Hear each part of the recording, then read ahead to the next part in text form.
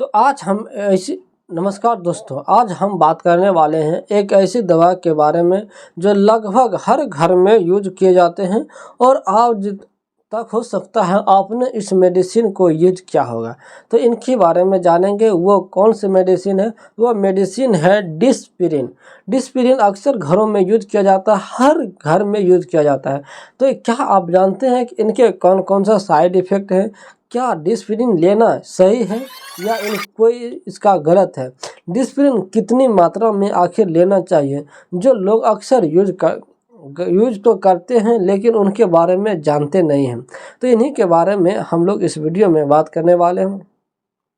अगर आप डिस्पिरिन खा रहे हो या कोई भी आपके जानकारी में कोई खा रहा है तो उनको ये वीडियो को ज़रूर शेयर कीजिएगा।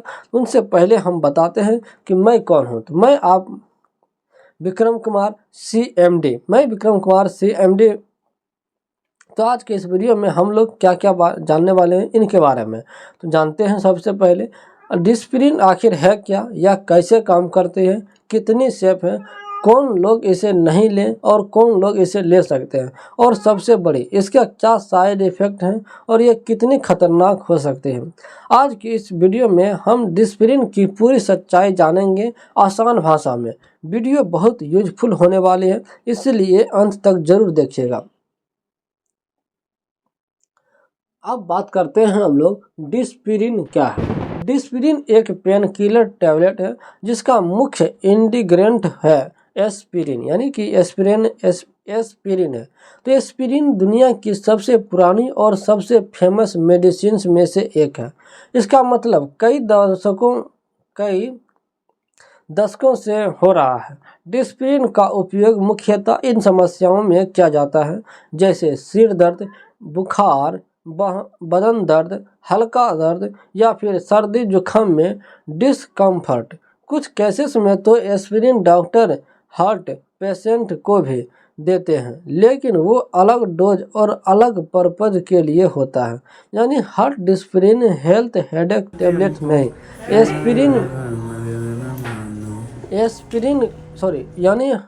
एस्पिरिन का मेडिकल यूज बहुत बड़ा है। अब बात करते हैं कि डिस्पिरिन आखिर कैसे काम करता है इनके बारे में। तो जब शरीर में दर्द होता है तो बॉडी कुछ केमिकल्स बनाती है जिन्हें प्रोस्टाग्लैंड्स कहते हैं। ये केमिकल्स जो है पेन, स्वेलिंग और फीवर बढ़ाते हैं। डिस्पिरिन इन्हें बनने से रोकती है। अब बात करते हैं कि आखिर डिस्पिरिन काम क्या करता है, जिससे दर्द कम होता है, सूजन कम होती है, बुखार कम होता है। इसी वजह से जो है डिस्पिरिन लेने के बाद राहत महसूस होती है। लेकिन याद रखिए, ये बीमारी का कारण खत्म नहीं करते, सिर्फ सिम्टम्स कम करती है। उदाहरण, अगर इन्फेक्शन है तो सिर्फ डिस्पिरिन लेने से इन्फेक्शन ठीक नहीं होगा। अब बात करते हैं किन लोग इसे कैसे लेते हैं और कैसे लेना चाहिए इनके बारे में। तो डिस्पिरिन जो है आमतौर पर पानी में घोलकर ली जाते हैं क्योंकि यह जो है डिस्पेरेबल टैबलेट होती है। कुछ लोग सीधे निगल लेते हैं, लेकिन लेवल देखकर लेना बेहतर है। सामान्य लोग हेडेक में लेते हैं, लेकिन बार बार खुद से लेना सही नहीं मानी जाती है। अगर आपको रोज़ सिर दर्द होता है तो सिर्फ पेन किलर लेना सॉल्यूशन नहीं है, कारण पता करना सबसे बड़ी ज़रूरी बात होती है। अब बात करते हैं हम लोग डिस्पिरिन के फ़ायदे के बारे में। आखिर इनका कौन कौन से फ़ायदे हैं इनके बारे में। तो डिस्पिरिन के कई फ़ायदे हैं। नंबर 1, जल्दी असर करना। कई लोगों को हेडेक में जल्दी रिलीफ मिल जाता है। नंबर 2, फीवर को कम करती है। नंबर 3, बॉडी पेन में आराम करते देते हैं। और चौथा जो है एफोर्डेबल मेडिसिन्स, या जनरली सस्ती होती है। और 5वां जो है इजीली अवेलेबल ही होती है, लेकिन हर आसानी से मिलने वाली चीज़ जो है सेफ हो ऐसा ज़रूरी नहीं होता है। आप बात करते हैं इनके साइड इफ़ेक्ट्स के बारे में, यानी कि इनके कौन कौन से साइड इफ़ेक्ट हैं इनके बारे में। तो यह जो है सबसे इम्पोर्टेंट इसका हिस्सा है। डिस्पिरिन के साइड इफ़ेक्ट हो सकते हैं। कॉमन साइड इफ़ेक्ट हैं पेट में जलन, एसिडिटी, नौसिया, उल्टी जैसा लगना, stomach pain. Serious side effect हैं पेट से ब्लीडिंग, ब्लैक स्टूल, उल्टी में खून, एलर्जी रिएक्शन, सांस लेने में दिक्कत। अगर ऐसा कुछ हो तो तुरंत डॉक्टर से संपर्क करना है, क्योंकि एस्पिरिन ब्लड को तो पतला भी कर सकते हैं, इसीलिए ब्लीडिंग रिस्क बढ़ सकता है। आप बात करते हैं किन लोगों को सही नहीं लेना चाहिए, किन लोगों को नहीं लेना चाहिए और किन लोगों को लेना चाहिए। तो कुछ लोगों में जो है, कुछ लोग बिना डॉक्टर के सलाह के ही ले लेते हैं, लेकिन इसे अवॉइड करना चाहिए बिल्कुल।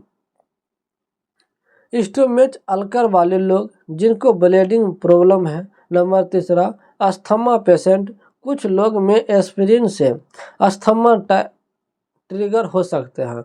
नंबर 4, किडनी या लीवर डिसीज वाले। नंबर 5, प्रेग्नेंट वोमेन, डॉक्टर के सलाह से ही ले। नंबर 6, बच्चों में वायरल फीवर हो, विशेषकर चिकन पॉक्स या फ्लू में एस्पिरिन बच्चों को देना डेंजरस हो सकता है। तो यह रेयर लेकिन सीरियस कंडीशन पैदा कर सकता है, जिससे जो है राइस इज सिंड्रोम कहते हैं, जिसे राइज सिंड्रोम कहते हैं। अब हम लोग बात करते हैं कि हार्ट पेशेंट में क्यों दी जाती है, आखिर इसे हार्ट पेशेंट को क्यों दी जाती है। तो आपने सुना होगा कि कुछ हार्ट पेशेंट रोज एस्पिरिन लेते हैं। हाँ, लेकिन यह लो डोज एस्पिरिन होते हैं, उसका पर्पज पेन रिलीफ नहीं बल्कि ब्लड क्लॉट रोकना होता है। इसीलिए किसी रिलेटिव को देखकर खुद रोज डिस्प्रिन शुरू मत करिएगा, सेल्फ मेडिकेशन से डेंजरस हो सकते हैं। अब बात करते हैं कब डॉक्टर को दिखाना चाहिए, इनके बारे में। अगर आपको बार बार हेडेक हो रहा है, रोज पेन किलर लेना पड़ रहा है, अगर 3 दिन से ज़्यादा बुखार है, पेट दर्द हो रहा है, खून आ रहा है, चक्कर या कमजोरी है, तो सिर्फ डिस्प्रिन पर डिपेंड मत रहिए, डॉक्टर को जरूर दिखाइएगा। तो दोस्तों, आज आपने देखा कि डिस्प्रिन एक यूजफुल मेडिसिन है, लेकिन हर मेडिसिन की तरह इसके भी कई सही इस्तेमाल जरूरी है। तो याद रखें, हल्के दर्द में मदद कर सकती हैं, हर किसी के सेफ नहीं है, ओवरडोज नुकसान कर सकता है। बच्चों को कुछ पेशेंट में अवॉइड करें, ज़रूरत पड़े तो डॉक्टर से सलाह लें। अगर आपको ये वीडियो हेल्पफुल लगी हो तो लाइक करें, शेयर करें, सब्सक्राइब करना ना भूलें। कमेंट में बताइए अगली वीडियो किस मेडिसिन पर चाहिए। धन्यवाद, मिलते हैं अगले वीडियो में, जब तक के लिए